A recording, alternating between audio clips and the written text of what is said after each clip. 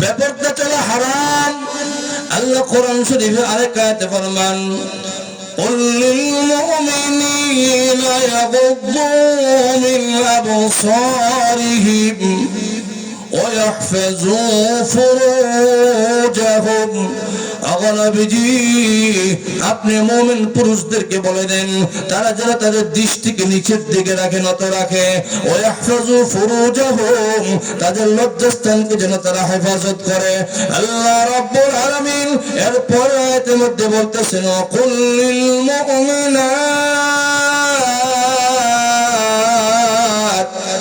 ইয়াগুদুনা মিন আবসারিহিন ويحفظن فروجهن।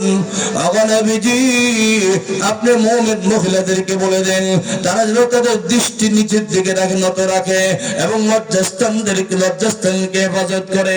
এই আয়াত থেকে আল্লাহ পরিষ্কার জানায় দিলেন কোন পুরুষের জন্য বেগানা নারী দেখা যেমন হারাম, নারীর জন্য পরপুরুষ দেখা কিনা জায়েজ নাই। ঠিক ঠিক না?